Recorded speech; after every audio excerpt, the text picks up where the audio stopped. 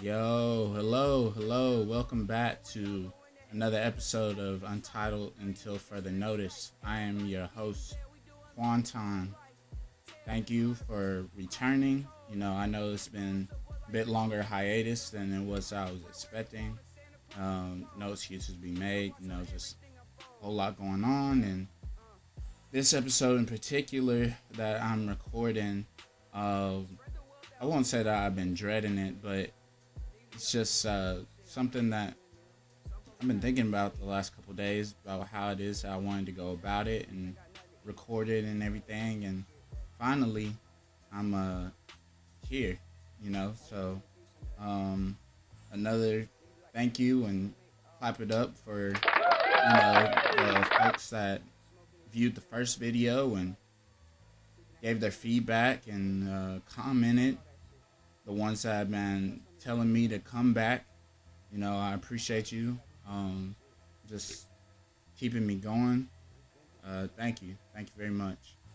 As we continue on to these first couple videos, me being the host, for those who don't know me that well, I want to continue to help you get to know me a bit. And this video in particular, it might be one of those that draws a line in the sand in regards to some of my following or supporters. Whether you continue to be as forthcoming with your support or you become a silent supporter, which is fine too. That being said, today we're recording.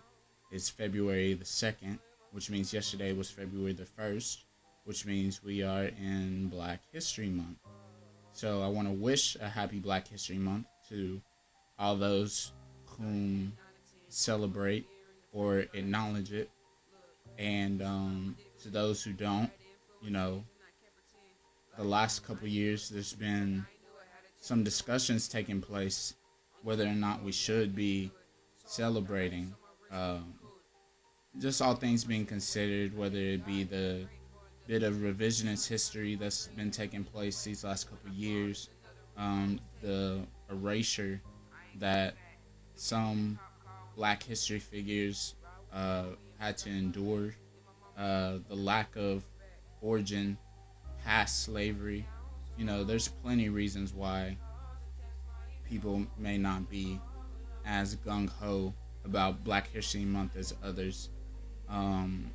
There's also those individuals who would rather celebrate a Black Futures Month, where we're not dwelling so much on the past, but embracing going forward in the future, what it is that we may have to offer. And I can get behind something like that too. But regardless where it is that you may stand, I am choosing to say Happy Black History Month. And because it is said month, I've decided that I want to go a bit into my feelings and my thoughts in regard to these things. And if there's anybody who follows me on Twitter, they would be able to see that as a pinned tweet of mine, again, if you're not following me on Twitter, that is at Thekwontonsoup, at Thekwontonsoup. You'll see me there. My name, KwonTon, Anyways, there on Twitter, my pinned tweet is actually a collection of tweets that I put together based on a note that I prepped on Facebook some years ago. Those who don't know, at one time, Facebook did allow there to be personal notes created directly onto the app. For whatever reason, they no longer allow you to create those. But back when I was able to, I created a note, and in that note, I titled it, "Why Being American Was Not Enough for Me." And as I titled it that, it was very intentional as to why I did that. I didn't want it to only come off as, salacious marketing, so to speak, to get people to click on it. But also, that's how it is that I was feeling. And, you know, I would like to take the time to read that while I'm here on camera, um, so that those who aren't familiar, who never heard it before, maybe they're able to. I just want to premise it by saying that I made this, like I said, a couple years back. Um, I'm now 27, going on 28. I made this when I was 25 at the time. So, yeah, here we go. Why being American was not enough for me. Powerful, is it not? The title of my explanation for my recent journey into self-discovery. Said journey includes an introductory look into how I perceive my experience as a black male in this United States of America. Before I lose any potential eyes of either blatant or closeted self-proclaimed patriots or the even more likely neo-nationalists, I am proud to be an American. I do believe this is the greatest country on earth. However, it is worth noting I personally have a small sample size of the rest of the world. Currently, in my 25 years of living, the United States is the only place I have ever called home, and only through the American lens have I ever perceived the rest of the world.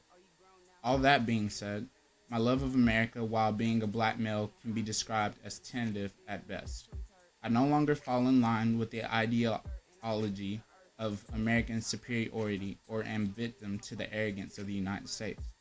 Or had I continued to do so, maybe I would still perceive myself as depressed. Maybe I would continue to turn a blind eye to the blatant discrimination my country was built upon. Maybe I would have never developed a desire to learn about more people who look like me outside of the entertainers on radio and television. Maybe I would still shape my perception of black culture on the popular stereotypes and sweeping generalizations that are problematic but are not treated as such. I first mentioned my perception of depression. For as long as I can remember, as far back into my childhood, I felt a certain emptiness. As a very young child, I remember informing my mother a feeling of wanting to die and my life not mattering. I looked around at my life and I would see the pain and strife that my mother endured and the stress and anxiety it caused.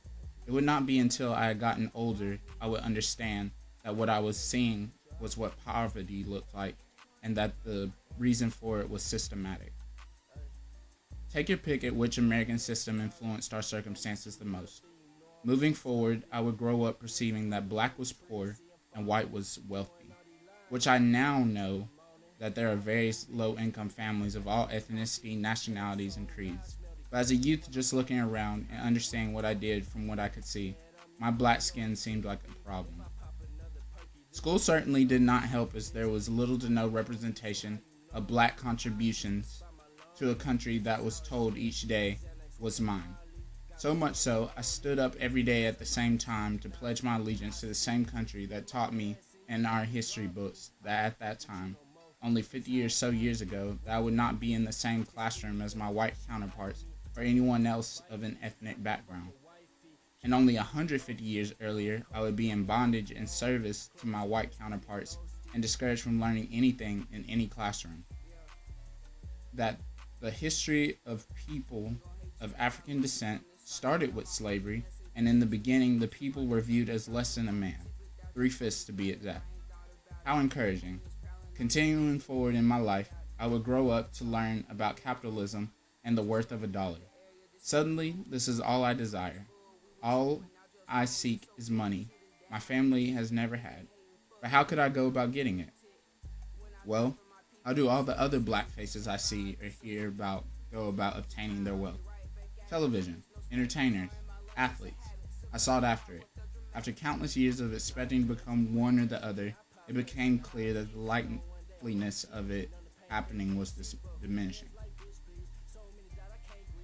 Hold on to that thought of me perceiving myself as depressed, as I will get back to that later.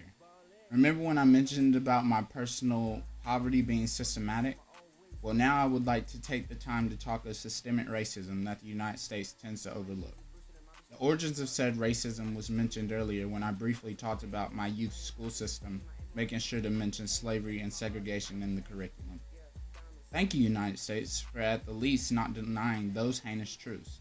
Because of our country's origins of enslaved people of African descent, there are many lasting fallouts from the practices our country once was a part of. Some of those include, but are not limited to, the stock market, slaves of which being among the first stocks traded, policing, originated to hunt down, punish, and imprison slaves, Christianity, the religion of choice Protestant Americans used to subdue people of African descent and justify slavery, as well establish economic power and divine influence, just to name a few, still prevalent despite the practice of slavery ending. I made mention of blatant discrimination after segregation. Once desegregation came, the discrimination has continued to last.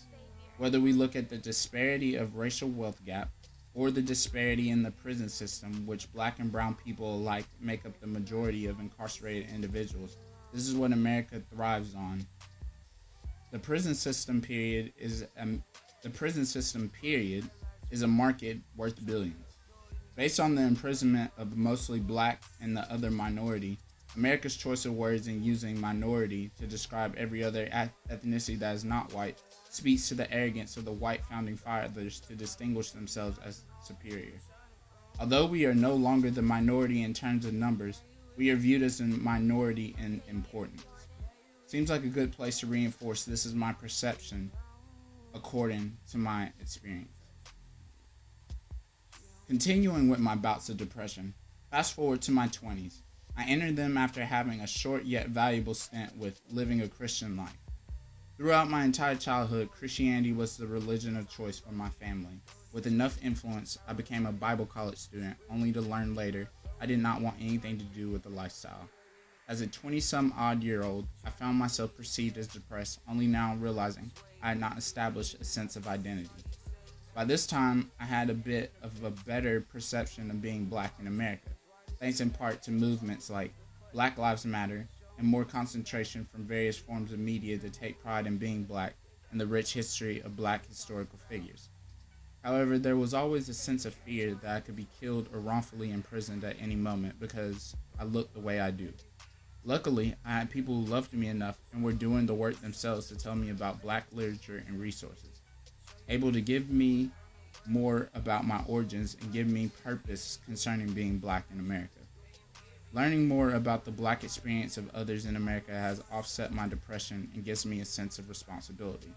I feel a sense of community as I continue to learn about life before slavery, what it means to love yourself and others who look like you, why diversity matters, and what it means to unlearn conditioned behaviors and learn what healthy success really looks like. Had I only focused on being an American, I would have continued with the unhealthy practice of not seeing color. I may have continued my depression stemming from my inability up to this point to achieve my perceived financial American dream. I may have fallen victim to the dangerous mentality, America first, and a blind loyalty to American systems rather than the people who make up the population. I may have continued to perceive the rules, the Constitution, Declaration of Independence, etc., established by one particular ethnic group, fair, despite the rules being made in accordance of who is recognized by the law, that of which was not inspired nor influenced by the now various people under jurisdiction, so it often seems that the rules do not apply to them, which is not far-fetched because they originally were not to be recognized, and time again, amendments were needed to be made in order to appear more inclusive in the terms and conditions. I'm a black American, established with an identity, proud of my origins, with ancestors rich in history. Notice how being black supersedes my nationality as American, as my interest being black comes before my interest being American. This is the place I've come to, and it only increases from here. So yes, I wrote that a couple years back, probably 2020, if I had to guess. I believe it was 2020 it was that I wrote that, following the pandemic and the killings of Ahmaud Arbery, the killings of George Floyd, the killings of Breonna Taylor, um, so many names that passed that spring and that summer, and I just needed to be able to express how it was that I was feeling about these things. I didn't want to go on too many social media rants, but rather I wanted to get some concise thoughts together and write. And also at this time, I was considering um, becoming some type of author in some capacity. Not to say that it still may not happen, but for now, I'm focused on doing the online web thing. Um, Sounds like my music has ended. My music in the background. Shout out to Yxngkambamm for supplying the soundtrack to this episode. I'll make sure to put the links in the description so that you can go subscribe and follow and listen to everything that they got going on. But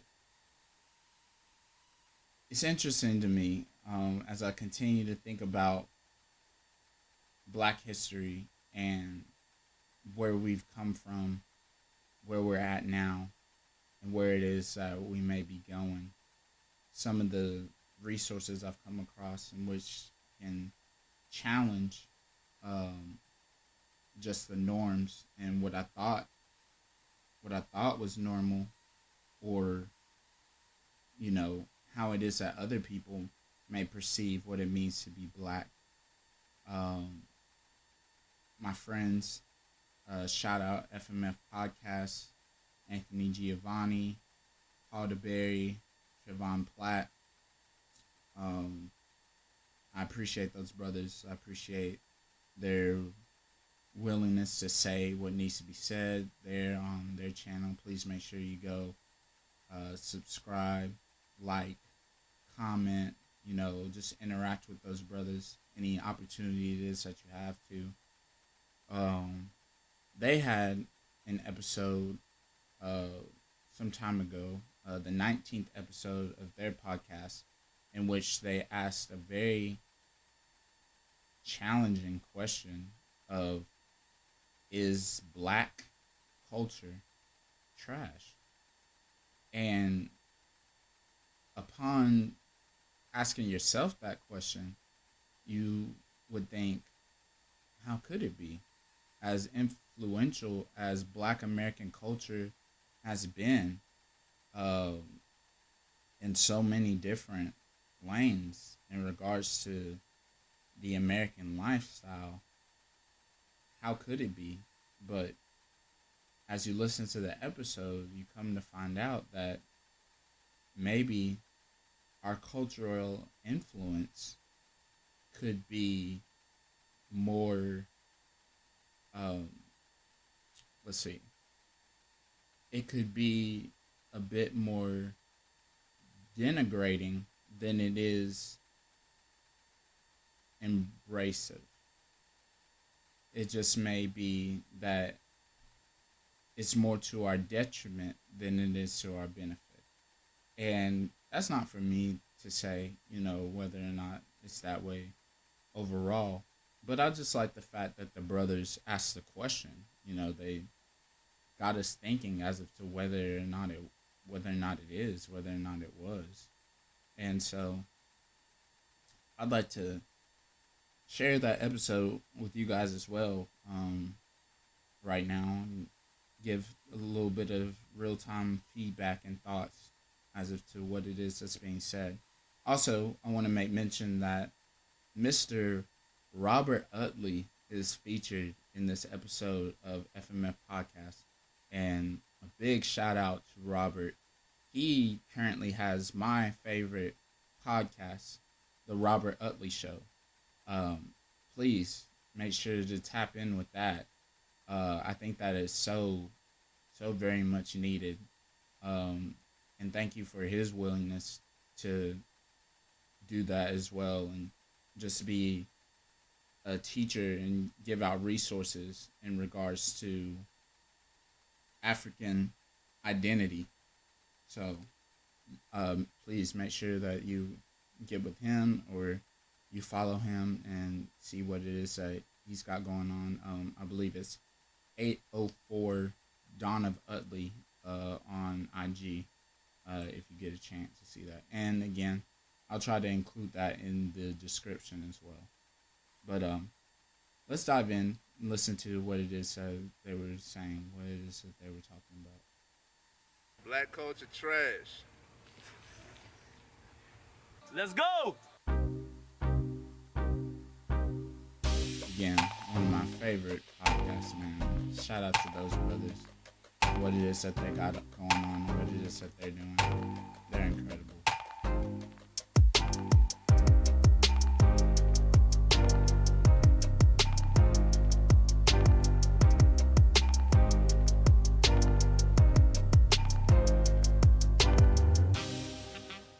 Dive into a whole lot of discussions about this because, of course, we're not saying that all black culture is trash.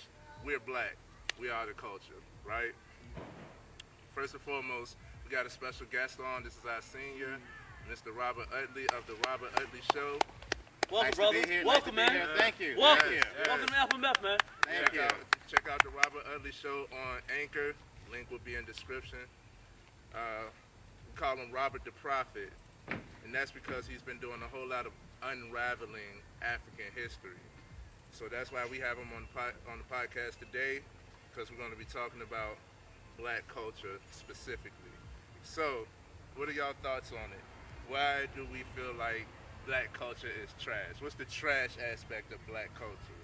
I feel like the trash aspect of the culture is the negativity that our culture promotes. And by that, I mean, we call our women bitches. You know what I'm saying? We hurt each other. You know, we always killing, stealing from one another. Yeah. I mean, it's just a lot of negativity, a lot of crab in the barrel mentality that get promoted and get monetized on top of that through society. And that's the thing I have an issue with when it comes to our culture. I mean, you might be right, because some people say that we do that, but they say it's done by the oppressors. They making us do that. You think this is us doing it? I think it's systematic. Oh, why do you think it's systematic? Because people may see, like, they'll hear that statement and they'll be like, oh, it's promoted a lot on TV saying that we do this type of stuff. And they say that the other culture, they're promoting it and making it seem like we're doing that. Like they're pushing it more. They're pushing it more. They are pushing. They are pushing it because that's what sells. Yeah. Like violence sells. So are you taking responsibility away from us, or are you putting it on them on why they portray it? I think the responsibility ultimately come down to us. It comes to us standing up and standing strong on what we want to promote and what we want. So I'm gonna stop it right there, just because I liked where those brothers was going. You know, we have this talk in regards to accountability coming up between Paul and G in that moment. Anthony Giovanni, call him G. They'll call him G. You know, you'll learn that as you learn him. But yeah, talking about this accountability and how it's up to us to change things. Yes, I second that statement.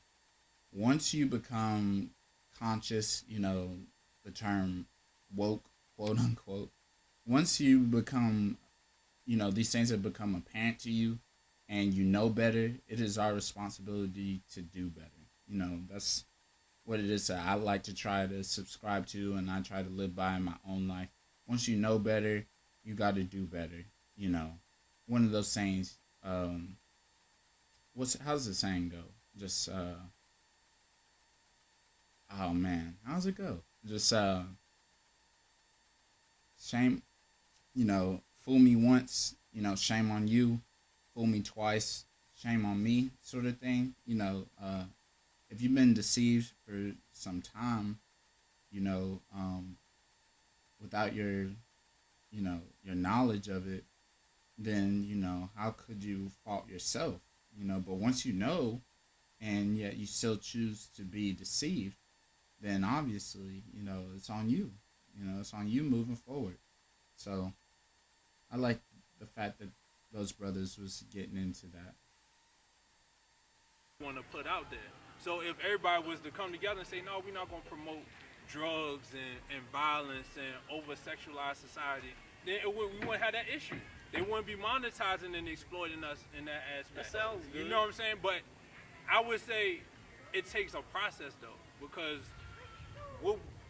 where we at now, it took a long period of time for us to get to where we at now. It's been a lot of brainwashing. And Yeah, go ahead. Brainwashing. I'd like to chime in by saying that the ones who go out here and do what they consider successful, the car, the home, the good job, I just want to give our people the props before I dive into it, because in order to do that in this society, you are freaking special. You are a miracle. To do what? It is impossible for you to go through a traumatic experience. And when I say traumatic, when we go through the education system, there are really little to no positive images of our people. So first of all, not to have anything to go off of, it's just like building a puzzle without the box. You're just giving all these pieces. So without having that initial image on what success or a high self-esteem is like, first of all, for us to look at something and be like, I'm gonna do the opposite, understand, like, the brain doesn't naturally work that way. So in order for you to do something like that, again, that's not the norm. So all of us, by being here today, is above the norm. Social norm, exactly. So I mean, that's kind of how I look at it. And I'm gonna pause it right there. What it was Robert Utley was getting into is extremely important. And that just speaks to also the importance of what it is that Trey is doing individually. It's so great that these brothers came together. FMF Podcast, Finance, Mindset, Fitness. Trey is the fitness aspect. So for him to be getting together in regards to the mindset it's very, very important. Utley was just speaking about trauma, overcoming trauma. That has to do with mindset. It takes, whether it's healing, therapy, mindfulness, those things are important in regards to being able to overcome that trauma. So just shout out to Trey for his mindset portion of FMF Podcast. when I sent out a message the other day about send me a positive rap song, I was amazed that nobody can give me any rapper of the 21st century. That didn't curse. That didn't curse. I didn't want to hear the N-bomb. I didn't want to hear the B-bomb. I just wanted to say, I like to say this. KRS-One and Chuck did not ever receive a Grammy. Chuck D. Because their music was what we started the hip-hop culture about. And again, hip-hop culture is the longest black culture arts in America today. So as far as black culture, hip-hop is our longest cultural art form. So when we started hip-hop, it was about rebellion against the system. Originally. You know, KRS-One, Black Cop, and now we're looking at where we are pushing or promoting an agenda. And the reason that I know that our brothers across seas don't do this, because I've seen many African rappers, when they come to America, the first thing they notice is the lie. He said, all these cars in our videos, we own them. You know, he was saying it was very amazing for us to come over here and have all these Bugattis or Lamborghinis in videos, and then it's time to go to lunch afterwards, and then we jump into a little Impala or something, right? You know, so To get off the image. but again, the image that they're pushing to us is that that's what successes look like. But even to the rappers, even to them, pushing the culture forward, or part of the initial black culture, hip hop, is still pushing a lot. So again, a lot of things is, I'm not in the habit of blaming, and I'm close with this. I'm not in the habit of blaming the victim. It sounds like you were victim blading a little bit. They don't like this victim mentality. Yeah, but I'm not gonna rip into that yet because I don't like that part. Go ahead. Okay. What I want you to do is give the definition of culture. Because that's the point. Is we say give the definition it's trash. Of culture. So what's the trash aspect? You hit it a little bit. Culture is spirituality, arts. It's also oral traditions, things that we pass down to the next generation. That we've gotten away from. We can't have community without communication, and we don't talk to each other. So that oral tradition automatically is dissipating. Yep. It's going away. You know what I mean? A lot of, like, you look at it now, what I don't like is the younger generation feel like they don't have nothing to learn from the older generation. They don't want to talk to the grandparents. They don't want to spend time with the elders. They don't want to look, they're not looking, if you don't know history, that's why history repeats itself. That was a good point that was Trey was making in regards to the divide in young and old, especially particularly in the African American culture, you know, specifically people of African descent who have been born and raised in America. Why is it that as the younger people, we feel that our core values would be different from the older? I'll never understand. It would seem as though we both have the same goals in regards to what it is that we want from each other's lives. Why is there such a divide and a disconnect when it comes to explaining that to the other? You know, I hope that we get to a place where that's not the case. You know, I know that technology changes things a bit. You know, the younger people, they'll tend to prioritize technology a little bit more. They may prioritize their social experience a little bit more. But in regards to the socioeconomic aspect, maybe even the spirituality aspect, you know, we should definitely get along more than we do. You know what I mean? So that's what I don't like. One of the aspects of the culture that I don't like. I also don't like the degradation of us and the fact that we can't see past us. Our people have a harder time trusting each other than we do outside. I could be selling you a product that's an amazing product that I make myself, and you'll question it, give me a whole questionnaire and still don't buy it. But a European person will come like, hey, this is it. And you're like, okay, right away. You know what I mean? It's like, I trust this already. It's shown that it's greener on the other side. It's shown that this is better. It's always better outside. That's what I don't like about the culture.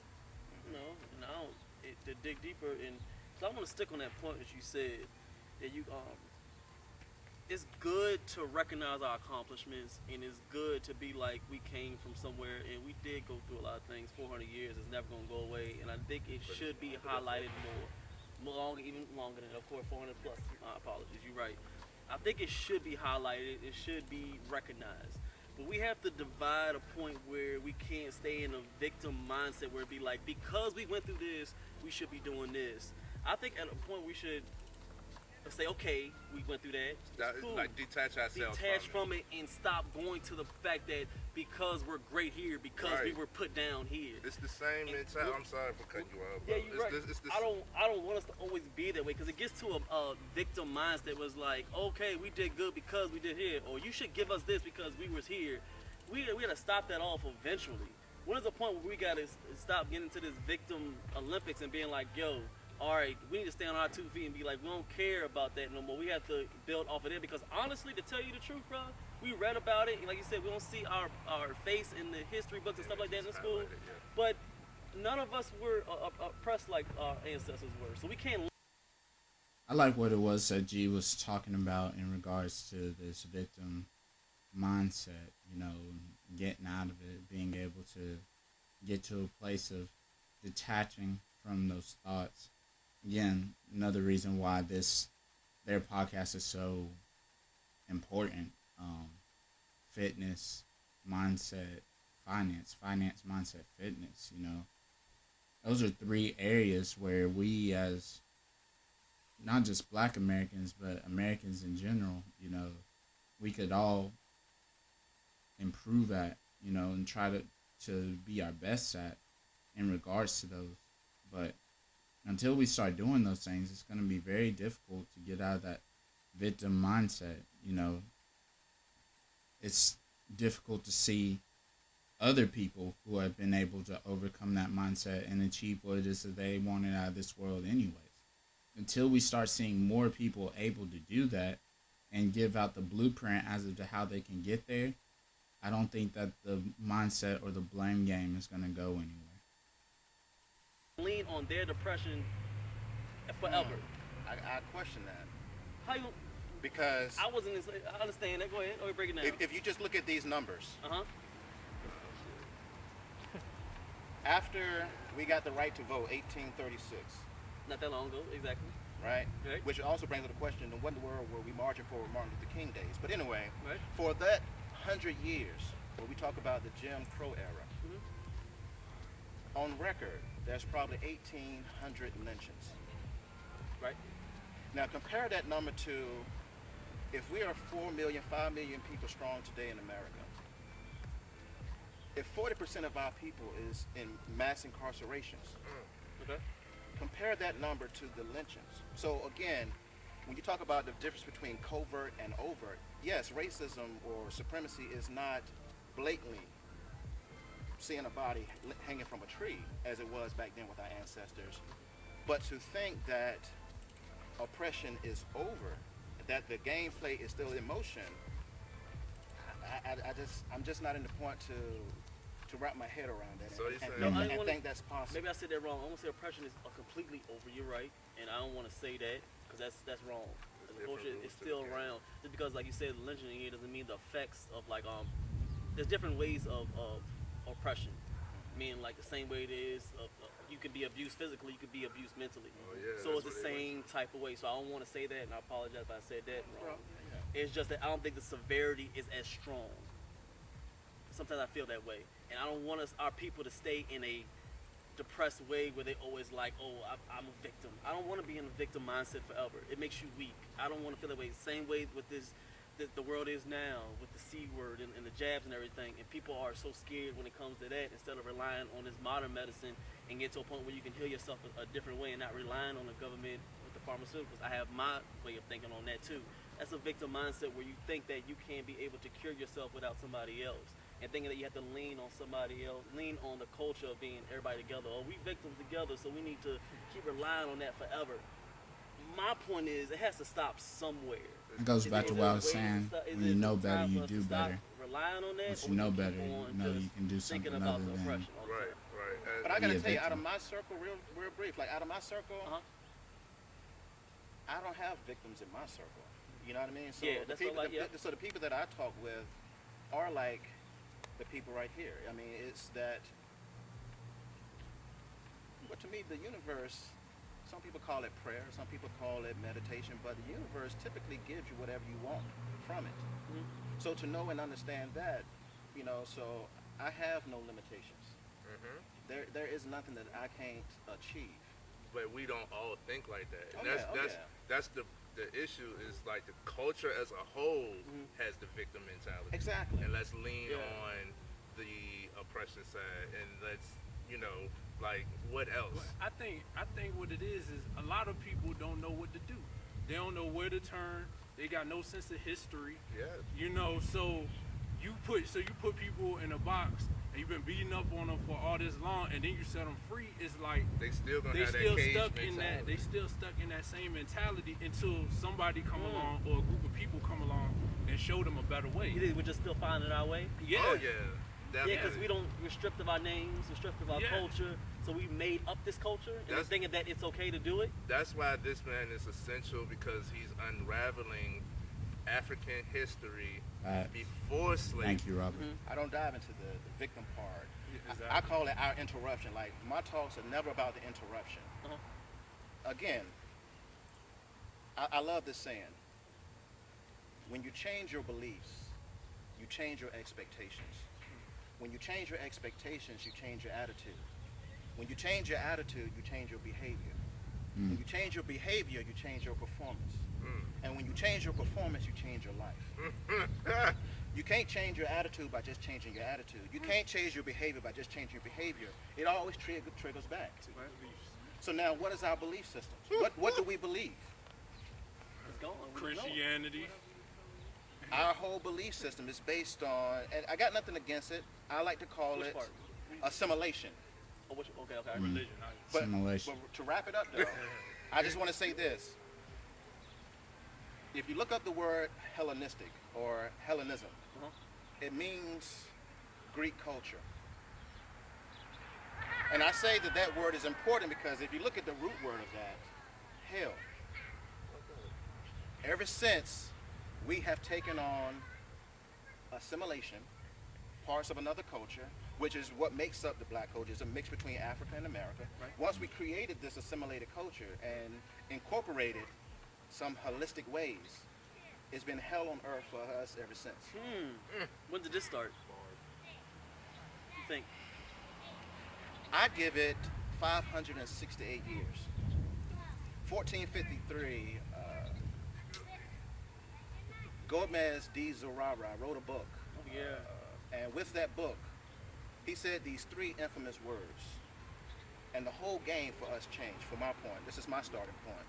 When he used the words inferior and beastly. During a time where we were in... Let me just pause it right there. Again, shout out to Robert Utley, man, of the Robert Utley Show. If you're interested in getting to know more about these African origins, you know, he just brought up 1453, you know, the name that he said. You know, he does that all day long on his podcast in various episodes. You know, ever since I've started listening, I've learned more in that time listening to his podcast about things pertaining to me and who it is that I look like than I have maybe in my entire life, you know. And so thank you again to Robert, just his willingness to do that, him having the heart for that, his passion for his people to put out that type of information. In a high civilized societies. You were the first. But it was that pen. And that's why I say that most times the pen is mightier than the sword. So this book that was paid by the Portuguese king for him to write, that was the worldview that people began to have on Africans. And ever since then, you know, a great book too to read is Maccabees, the first chapter, first Maccabees, the first 15 verses, where it tells you that we was begging at one point. Still begging now. To be a part of their culture. Still doing. You said was or still? Please forgive me for my sororities and fraternities. I think we still are. But it's hard for me to put this big old African body in that tight Greek jacket. Okay. So yes, even today, Yes. I wanted you to Afro, Lama, yes. Yeah. We are still assimilated. And that it's kind of demeaning, and it makes us look weak when we do that. And to break off the point where you first started, like we have to have a Grammy. Why? Who's Grammys made for? Why do we have to have the stature of a artist, a rapper, anything like that? They want to have a Grammy that's not even our award. Why can't we have our own award? That's trying to make. Please give me a Grammy. That was You want to be shaped pleased. after a black person too. But yeah. When? No, the Grammy was shaped after a black person. The actual, like, the trophy. Well, educate me. I didn't know that. Yeah. Break it down. They basic. Yeah. It was. Huh? Oh, dang. You got an audience. But no, educate me. I didn't know that. Well, anything you could think of, and he clearly explained it. Anything you could think of that our predecessors or whoever, whatever you want to call it, outside of African, Right. basically just stolen from African and twisted a little bit. You know what I mean? I can understand that. So, like, the Grammy was sculpted after an African person. That's why it's like. I think what it is that Trey is talking about, I think he might be talking about the Oscar. I think that might be the statue that is shaped like a man. I think nowadays they updated the Grammy to where it looks like the music player. You know, it looks like what's the one that has the disc spinning inside of it? I'm not sure, but you know, shout out to Trey. I think we knew what it was that he was talking about. Like so strong and he stands, you know what I'm saying? Like it's sculpted after an African person. Okay. I mean, you know that. I'm looking at it now. But part of the why we want to be accepted so much? Why we want to be accepted so much as a culture? because ultimately it's in our DNA to. Yeah, it's a human nature. We have what we call moral complacency. It's in our DNA to be in a leadership role, to lead, to guide. Because As a man? Because man, woman. Okay. Because now, I like to say this when you say woman, because again, I can't forget women. See now, No. speaking of like Grammys and statues, Right. so the statue of Akhenaten. So his wife Nefertiti. Now in the sculpture, you know, she is kind of a smaller figure. She's holding the legs of Akhenaten. Outsiders looking at that and then coming back and forth with their interpretation of that is when they decided that women were less than men. And that's been the culture, because I tell people like, so Hatshepsut was a first queen in Africa. Now you're talking about the 1400 BC. Then I ask people, when did women get their rights to vote here in America? 1830s. No. That was when they we gave got- us the right before they even gave their women. The Europeans gave their women to vote. Right. 1960s, right? So the concept is, we already knew the importance of our woman. And then again, in that stature, what that meant was she was the roots.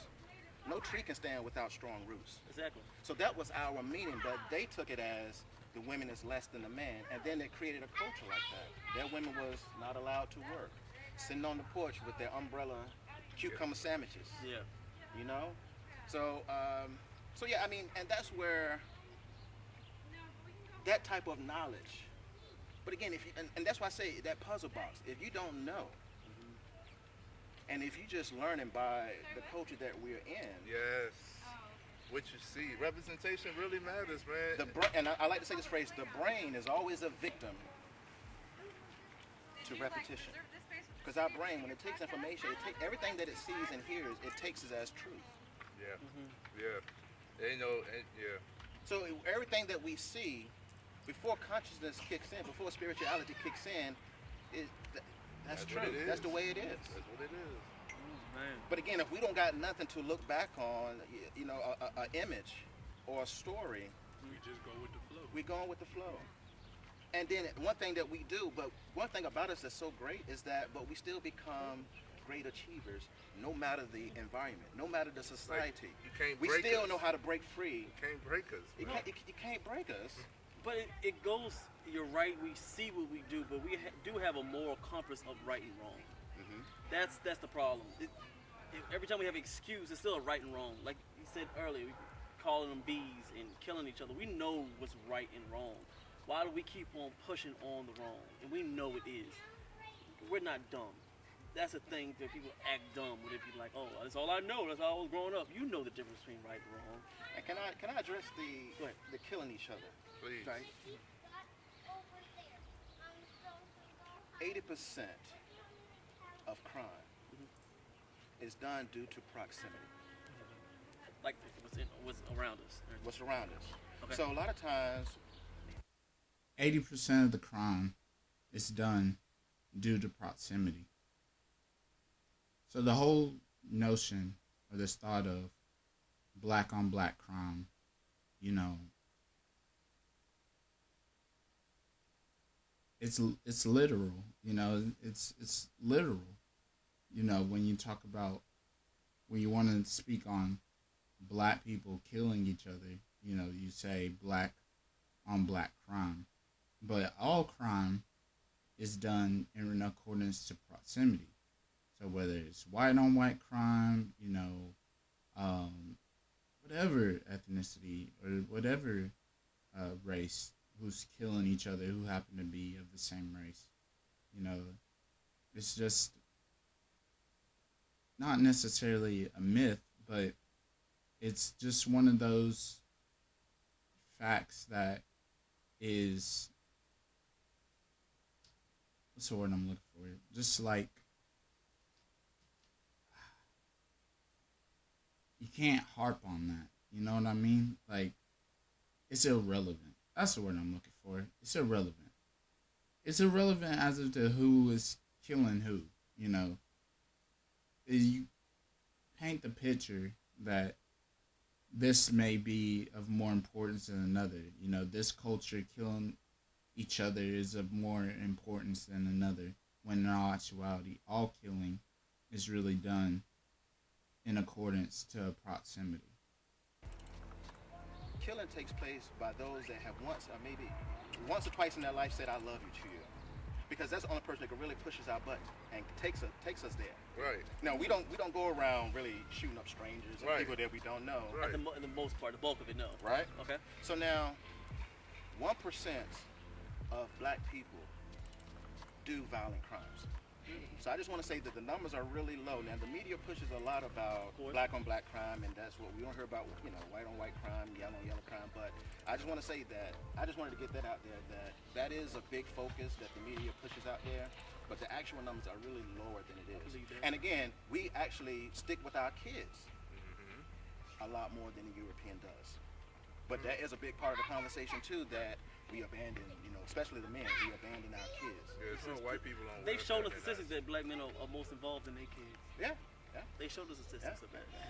All right, so. All right, well, that's the end of that first episode. We're going to go ahead and move on to the second part of this Black Culture Trash FMF podcast. So, go ahead and get started.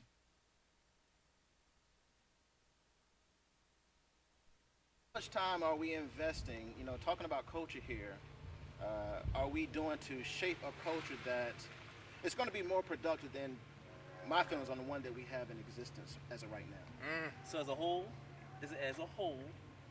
would you say that black culture is trash in 2021 as a whole? The word black, the words African American, the assimilation of westernization. Let's go! All right, so that was a little bit of a preview of what it is that they're going to be getting into this episode. You know, a lot of powerful things there. You know, a lot of questions being asked, some being rhetorical and some that, you know, we actually do need to ask and answer for ourselves moving forward as a culture. Yeah, we back, part 2. Yo. Saw a little bit. What happened, Keys? Keys out of it? Appreciate y'all rocking with us every week. Got part 2 of Mr. Utley coming with some knowledge for us. We want to continue on with the conversation. Is black culture trash? Now, I want to circle right back into what we did on the last episode when it came to victims and who's pushing the agenda. I want to dig deeper into who's pushing the agenda when it comes to our culture. Because some people will agree that black culture is trash, and some people will say it's not. And then there'll be some people that'll say that the culture is pushed to us, like it's given to us and we're accepting it. And then some people will be like, we create the culture, so we're the problem when it comes to people say that the culture is trash. Well, like, the good example as far as culture, I'll give an example like the NAACP. We made the highest operational position, Right. CEO, See? but we are not the owners of the NAACP. ET, all HBCUs, Right. all that. So Not the owners of when it comes down to Mos Def had a song on one of his albums called The Rape Over. great. And on that song, he had two words that said, "This tall Israeli is running the rap game." He woke up the next morning and that song was pulled from his album. So he was acting like, at that time, the CEO of Def Jam was Cohen, who happens to be an actual tall American Israeli. So it was true for what he was saying. But they said, but you can't say that on the airwaves. You can say B and sell drugs to this one and in that, but you can't say that. You can't say that. So a lot of times when you're talking about the culture that's pushed upon us, I agree with that because they are the CEOs. And at the end of the day, they make the determination what is hot and what is not. And what is going to play. And what needs to change. And what can be on the airwaves. So, yeah, I think some of this culture is shaped a certain way and pushed upon us. But, okay, I like to, get the fine. That's a great point that Robert was making. Speaking of Mos Def, that's hip hop.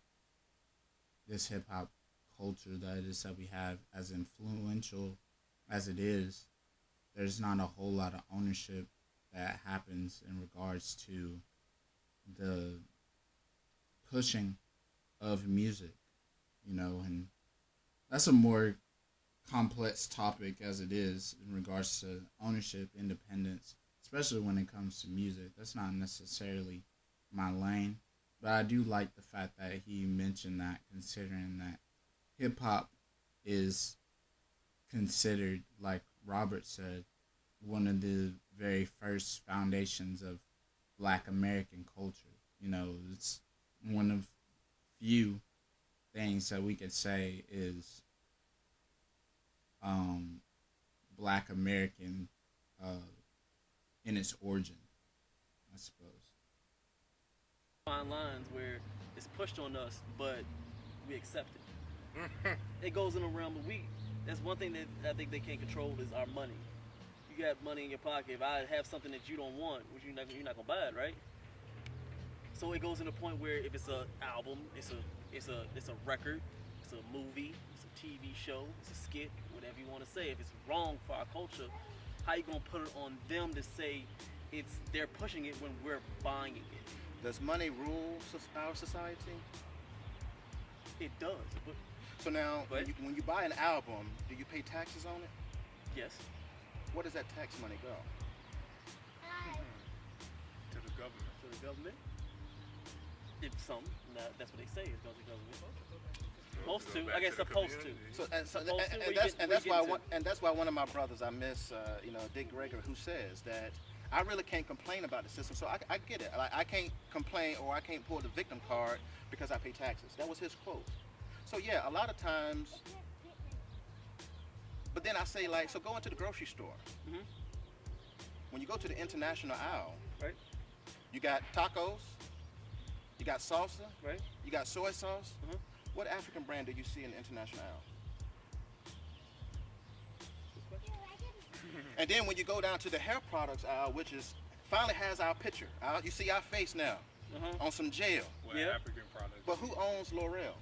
Not us. 80% of all Hennessy sales comes from who? Us. Hennessy does not use any black distributors. No. They do not use any black advertisement media outlets. So yeah, it's our money, but again, but we're still buying it. And that's why I use the grocery store. What other options are there? Are they making those options available to us? So your premise is saying that we don't own anything, so we have no choice but to buy what they have. Is that what you're saying? That's part of it, yeah. Okay, yeah. all right. And they're the biggest one. But that's not in all instances. Yeah, it's not in all. But when it comes to I want to say this though. I study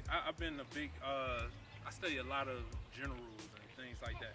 A lot of stuff comes to psychological warfare. When you put stuff in front of people, the more you put it in front of people, the more likely they tend to like it and gravitate towards it. You think about all the songs that you didn't like, but you just hear it over and over and over again, then all of a sudden you start singing it and you start going along with it. I think a lot of it too is, like Ali said, they control the masses, so they control what they put in front of you and what you listen to. so much that it's hard, like Ugly said, to see the other options and everything like that. I don't care about hard no more, man. Otherwise, we got to get out of it. That's when it goes back to the victim shame. It's like, I get upset with it that we keep on making excuses about everything. It's just like, it no matter what it is, we go back to, but they're doing this, but they're throwing it in front of us, but why can't you just say no? I don't think it's an excuse. I think it's just they don't see reality.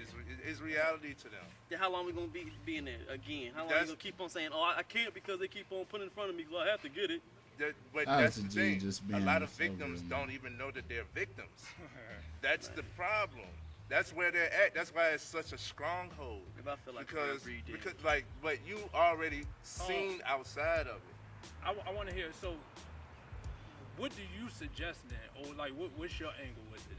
What we're doing now is trying to influence better to get. But that's visual. That's visual representation. So you're standing against the grain. You got to go against the grain. Yeah. You got to go against your own people to a certain extent because we don't even support each other. Look at where we're at now. Mm-hmm. Look at where we're at now. We've been doing this for a few months. Look at where we're at now.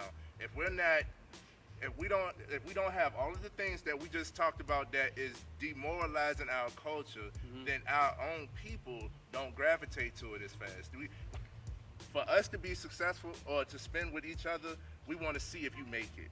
We want to see if you fall. We want to see how far you go. So it's hard for us to get far when we don't even got support from our own people. Very true. You know what I mean? Most of us have to go outside the culture, build our foundation, get a leg to stand on. Then they be like, oh, I see you. You know what? I did hear about that. Now I can support you. And I want to talk about also time frame, right? Let's say a generation means the difference between you and your parents' age, and then from your parents' age to your grandparents' age. Right. And we got to understand that, again, I don't support the victim card. Right. But slavery to a lot of people didn't end to the 1980s. There's a lady who has this great following called, she's the slave detective. Showed this brother in Alabama, kept from media, he kept from TV, and again, not pushing the victim card, but at the same time, we acting like because the pictures of Martin Luther King and Malcolm X in black and white, we think that would happen a long time ago. True. We're talking about decades. We haven't even got to centuries yet. At all. Right.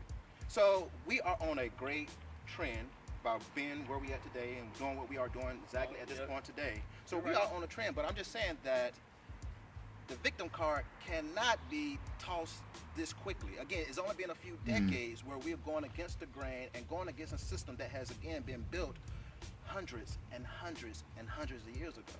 So we got a lot of work to do. So I love the phrase, he who plants the seed may not get to enjoy the shade of that tree. So the work that we put in today, we may not even see things come from.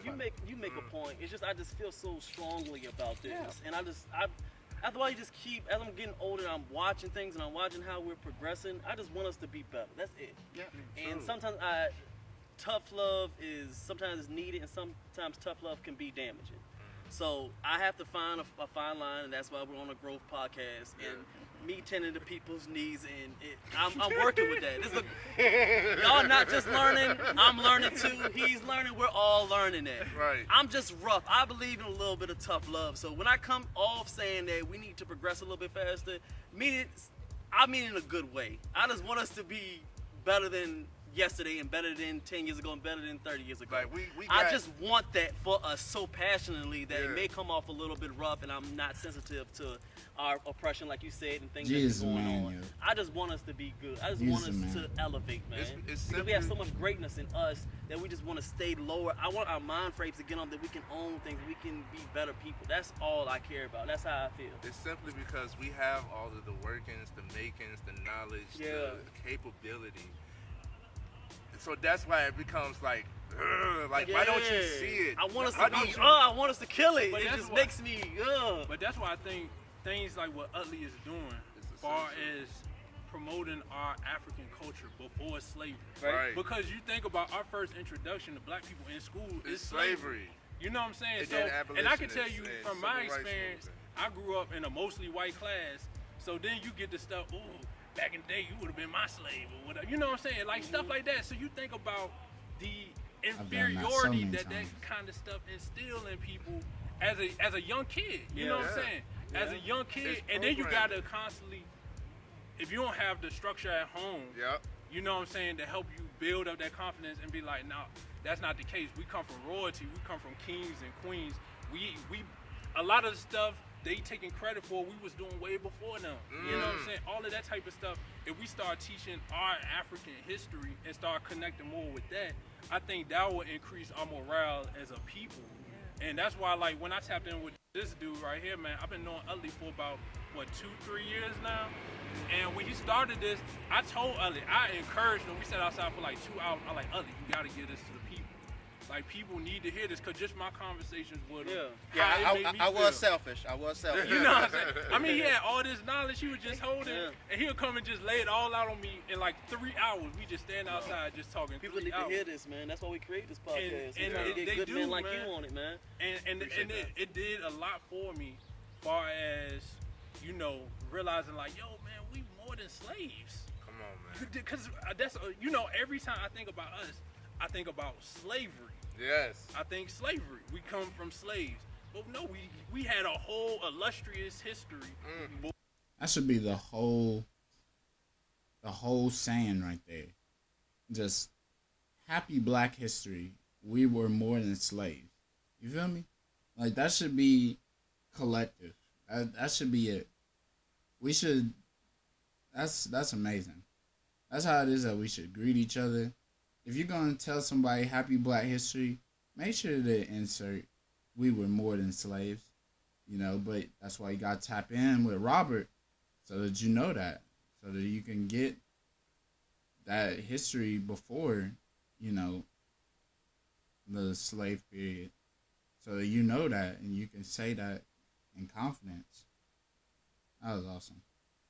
Before that, of amazingness, of culture, of civilization, technology, morality, you know what I'm saying? Hierarchy. Understanding how to treat our women, all of that stuff, man. So you think about it, but we don't.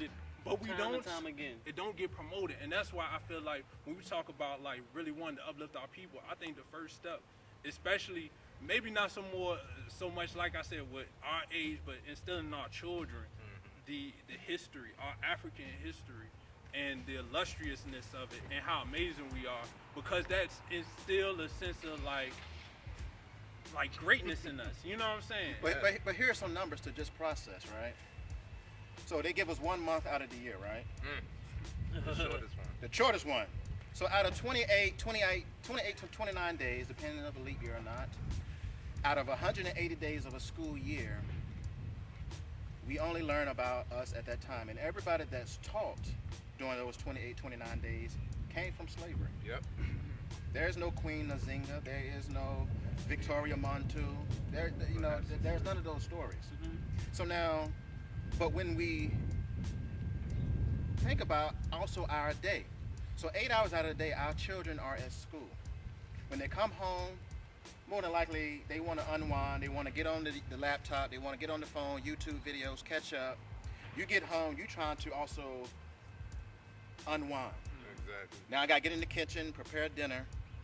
And hopefully, we keep this tradition going. Dinner time means everyone put away your phones, we eat at the table. But then after that, you may ask 1 or 2 questions. How was your day? How was school? Then we send them back to their rooms. It's almost now getting ready for bedtime. Right. We want to be along with the Mrs. We want to be along with the Mr. So how many hours a day do we actually spend with our youth on telling them anything about us? Because 8 hours, they just learn everything about George Washington and Thomas Jefferson. Yep. We're not combating. So, again, we don't want to toss the victim card, but at the same time, what are we doing to make sure that we do not become a victim? Right. We tapped in that. Where's the D program? When it came to having both parties being. Shout out to Derek Grace. Unlearn, relearn. And the first teacher of it is the woman. So the culture is pushing. We push that. We ain't gonna dip deep into that, but the culture. That's the whole culture. Is everybody's working. Everybody got to make money. Everybody do the thing, and then the kid is just left to the school. Yeah. The mom and the dad and the teacher is school. Schools all the time. They're the one that's educating most of the time. So when my kids come home, that's my first question. What did you learn today? And I remember one time my son felt proud. We do. And he said, "Oh, Dad, we learned about Benjamin Banneker." And the only thing they teach about Benjamin Banner in schools is that he's the architect for the White House. Right. So, still highlighting their culture. Yeah. Right? So then I did say, do you know about Banka? Banka is his grandfather. And his grandfather was known in the community to go out and tell people that he is from West African royalty. And I gave him a little bit more information, and then he just kind of gave me that look like, "Nah, Dad, they ain't teach us that." Exactly. What's that? Yeah. So, again, how much time are we investing, talking about culture here, are we doing to shape a culture that is going to be more productive than my feelings on the one that we have in existence as of right now? So as a whole, would you say that black culture is trash in 2021 as a whole? The word black, the words African American, the assimilation of westernization, yes, it's not beneficial to us in any aspect, in my opinion. I feel you. As a whole, I agree. As a whole. Well, there you have it. Based on what it was that they had talked on, this idea of being black, what it means, what it has meant up to this point, I champion Robert because he is more so focused on the origins. Once we know our origins, then it would be easier for us to know how to identify ourselves. Robert himself, despite being, what we would call Black American, he very much only embraces African. He refers to everyone who looks as we do as African. Doesn't even acknowledge the American part. We're Africans. African. And until we get to a place such as that, we're going to continue to have these discretions in regards to what it means to be black and American, rather than only focusing on the African aspect. I agree. Yeah. What do you think, Paul? I agree, man. I agree, y'all. We have to change it. We have to change it. And we working on it. And we not saying the people, because it's not our people. No. You know what I'm saying? I want to make sure we get that distinction. It's not, we love our people. It's just the things that, the culture that we in right now, it just, we come from better. You know what I'm saying? We can do so much better. Yeah. So much better. But see, now I'm going to just speak briefly on this, but during the 60s, when we was raising our fist and screaming Black Power, and we had the riots, Watts, Detroit. Black Panthers? The Black Panthers 60s, right? Yeah. Black Panthers, we had that. We had Malcolm out there. Yeah, so what happened was,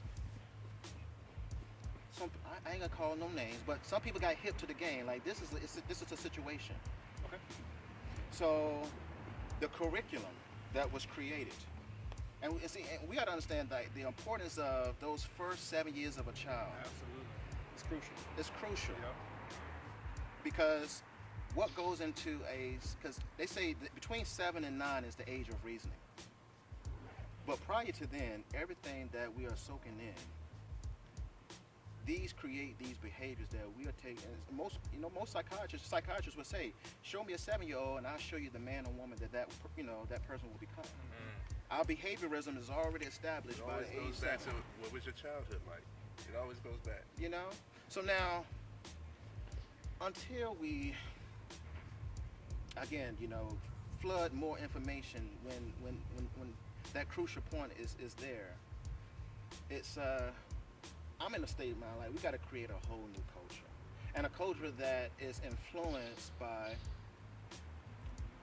and no matter what it is, but we got to be the mouthpiece. We can no longer be just the CEO. We got to be chairman. Yeah.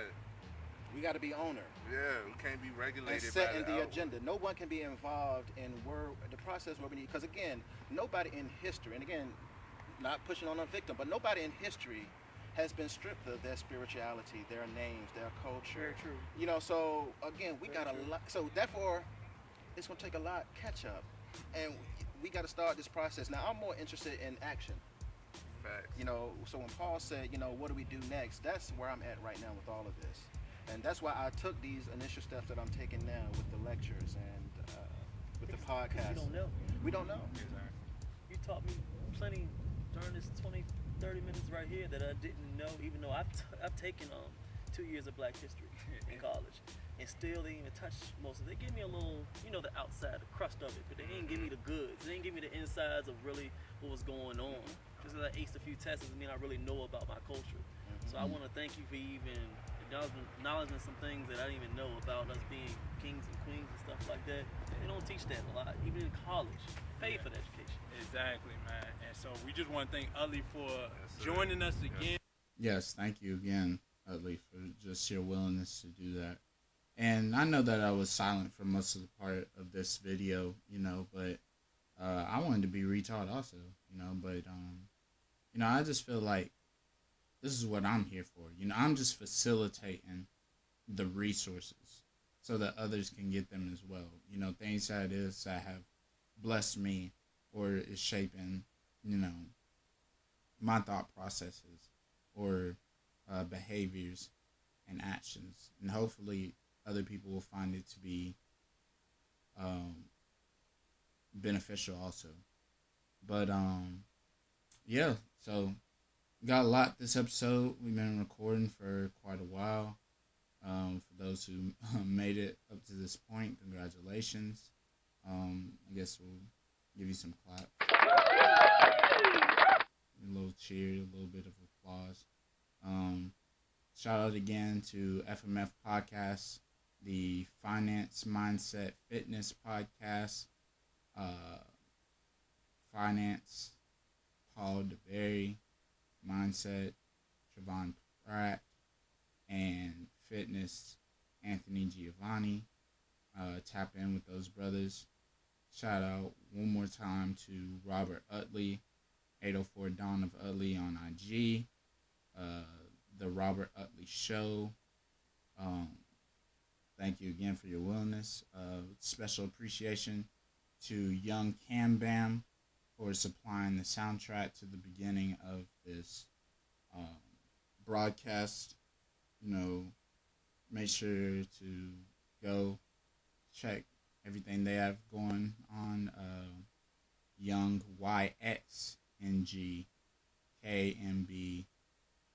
Yxngkambamm, I believe. Again, I'm gonna put down in the description a link to their page and channel. Go and tap in with them. This has been another episode of Untitled Until Further Notice with your host, KwonTon. I'm out. Peace.